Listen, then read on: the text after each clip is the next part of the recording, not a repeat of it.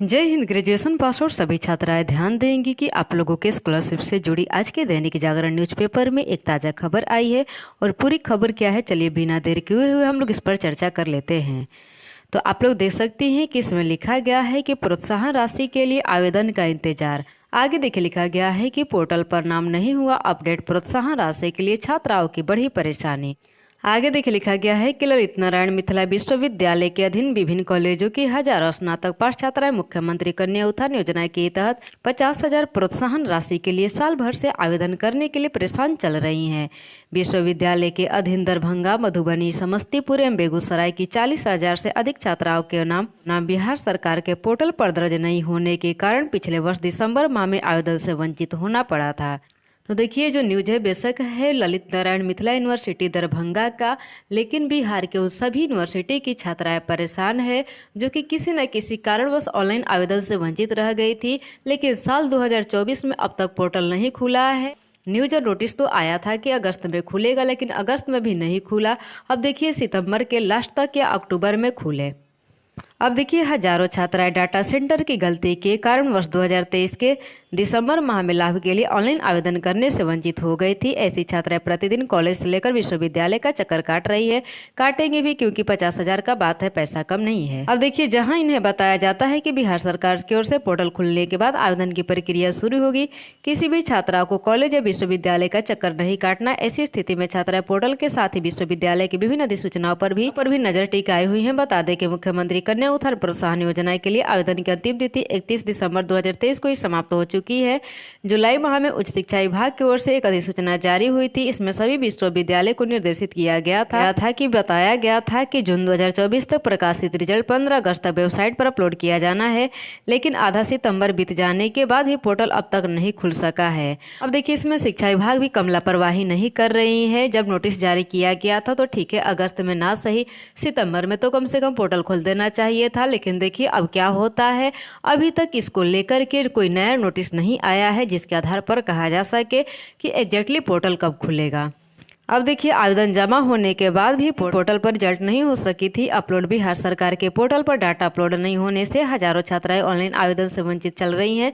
छात्राओं ने विश्वविद्यालय के दिशा निर्देश पर कॉलेजों में लाभ के लिए आवेदन की थी। इसके बाद भी छात्राओं का डाटा पोर्टल पर अपलोड नहीं किया जा सका था। आवेदन से वंचित छात्राओं ने कहा कि पहले विश्वविद्यालय में डाटा अपलोड करने के लिए आवेदन दी थी, इसके बाद कॉलेज में भी अंक प्रमाण पत्र, आधार आदि कागजातों के साथ की फिर भी विश्वविद्यालय प्रशासन की ओर से पोर्टल पर प्रमाण पत्र, आधार आदि डाटा अपलोड नहीं किए गए, जिस कारण लाभ से वंचित होना पड़ा है। अब पोर्टल खुलने का इंतजार करने को कहा जा रहा है। देखिए 3 सत्रों की छात्राएं आवेदन से चल रही हैं वंचित है। देखिए स्नातक सत्र 2020 से 23 समेत पिछले सत्र 2018 से 21, 2019 से 22 के लगभग 40,000 छात्राएं शिक्षा विभाग के पोर्टल पर आवेदन नहीं कर सकी हैं। इसके पीछे के कारण हजारों छात्राओं का डाटा अब तक पोर्टल पर अपलोड नहीं होना बताया जा रहा है। हालांकि छात्राओं को आश्वासन दिया जा रहा है कि पोर्टल खुलने के साथ ही जिन छात्राओं का नाम पोर्टल पर नहीं उनका नाम अपलोड हो जाएगा। लेकिन छात्राओं को विश्वविद्यालय के इस दावे पर विश्वास नहीं हो रहा है। यहाँ बता दें कि 1 अप्रैल 2021 से सितंबर 2023 तक स्नातकोत्तीर्ण छात्राओं को प्रोत्साहन राशि के लिए आवेदन करने की अंतिम तिथि 31 दिसंबर 2023 तक निर्धारित की गई थी। अब देखिए आगे लिखा गया है कि कॉलेज से लेकर विश्वविद्यालय मुख्यालय तक चक्कर लगा रही 40,000 से अधिक छात्राएं हाल ही में पोर्टल खुलने की फेक जानकारी हुई थी प्रसारित, पहल नहीं होने से छाई मायूसी। अब देखिए पिछले जुलाई माह में उच्च शिक्षा विभाग की ओर से एक पत्र जारी किया गया था। इसमें बताया गया था कि 15 अगस्त तक छात्राओं का रिजल्ट वेबसाइट पर अपलोड किया जाना है, लेकिन अब तक पोर्टल नहीं खोला है। डॉक्टर विनोद कुमार ओझा, परीक्षा नियंत्रक, लना मिवी दरभंगा। केवल दरभंगा यूनिवर्सिटी ही नहीं बल्कि बिहार के सभी यूनिवर्सिटी की छात्राएं परेशान है। सभी को इंतजार है पोर्टल के खुलने का, लेकिन 9 माह हो गया है 2024 में भी, लेकिन अब तक पोर्टल नहीं खुला है। अब देखिए भगवान जाने कब खुलेगा, क्योंकि शिक्षा विभाग की तरफ से अभी तक इसको लेकर के कोई भी नोटिस नहीं जारी किया गया है, ना ही कोई एक्शन लिया जा रहा है। आगे देखिए क्या होता है, जो भी होगा वीडियो के माध्यम से आप लोग को हमारे द्वारा बता दिया जाएगा। अब देखिए नेक्स्ट क्वेश्चन है कि मेरा भी रेडी फॉर पेमेंट लिख रहा है बहुत दिनों से, कब पैसा आएगा, प्लीज रिप्लाई मी। तो देखिए ready for payment subject availability of funds लिख करके शो कर रहा है फाइनल स्टेटस में। तो अब ज़्यादा परेशान होने की जरूरत नहीं है, फाइनल स्टेटस में इन प्रोसेस शो करेगा। इन प्रोसेस शो होने के 1 सप्ताह के अंदर आप सभी का पेमेंट डन हो जाएगा। अब देखिए नेक्स्ट क्वेश्चन है कि मेरा waiting for approval by university ही लिख रहा है, दिसंबर में ही ऑनलाइन की थी, कब तक मिलेगा, प्लीज रिप्लाई करिए। जेपी यूनिवर्सिटी में डॉक्यूमेंट जमा नहीं करता है लोग, भगा देता है लोग। तो देखिए यूनिवर्सिटी के लोगों को ऐसा नहीं करना चाहिए। छात्राएं जो है ग्रेजुएशन पास कर चुकी हैं, सम्मानित है, इन लोगों के साथ ऐसा बर्ताव शोभा नहीं देता है। खैर कोई बात नहीं, यूनिवर्सिटी के ऊपर देखिए कुछ यूनिवर्सिटियों के द्वारा डॉक्यूमेंट लिया जा रहा है आप सभी के फॉर्म को अप्रूव करने के लिए, वहीं कुछ यूनिवर्सिटियां स्वतः कर दे रही है। तो पहले आप लोग पता कर लगा लीजिएगा, वेबसाइट पर चेक कर लीजिएगा, क्योंकि पूर्णिया यूनिवर्सिटी हो या बीआरईबी हो, इन सभी के द्वारा डॉक्यूमेंट लिया गया था, एलएनएमयू के द्वारा भी लिया गया था।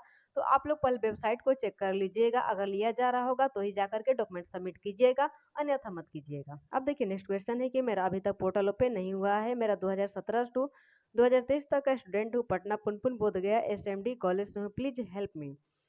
तो देखिए अभी पोर्टल नहीं ओपन हुआ, यानी कि अभी तक आपने फॉर्म अप्लाई नहीं किया है। तो देखिए 2024 में अभी तक मेधासूट पोर्टल ओपन नहीं हुआ है ग्रेजुएशन पास छात्राओं के आवेदन लेने के लिए, 50,000 के स्कॉलरशिप देने के लिए। तो आप सभी से रिक्वेस्ट करेंगे कि आप लोग वेट कीजिए, पोर्टल जैसे ही ओपन होगा आप सभी को जानकारी हमारे द्वारा दे दी जाएगी। अब देखिए नेक्स्ट क्वेश्चन है कि 2019 में जो बीए लड़की फाइनल हुई थी, अब तक पैसा क्यों नहीं मिल रहा है। बीर कुंवर सिंह आरा यूनिवर्सिटी तक पहुंच गया है, पर आरा यूनिवर्सिटी के लोग आगे वेरीफाइड क्यों नहीं कर रहा है, और जिला कैमूर की लड़की के पैसा क्यों नहीं मिल रहा है, रोहतास की लड़की का पैसा क्यों नहीं मिले। तो ओल्ड सेशन की जो भी छात्राएं ग्रेजुएशन पास कर चुकी हैं उन सभी से रिक्वेस्ट करेंगे कि पहले आप लोग वेबसाइट पर जाकर के चेक कीजिएगा कि आप लोगों के कॉलेज का नाम लिस्ट में था कि नहीं, या जिस विषय से आप लोगों ने ग्रेजुएशन किया है उस विषय को मान्यता है कि नहीं। अगर मान्यता नहीं होगा तो आप सभी का फॉर्म पेंडिंग में ही पड़ा रहेगा, उस पर विचार नहीं किया जाएगा।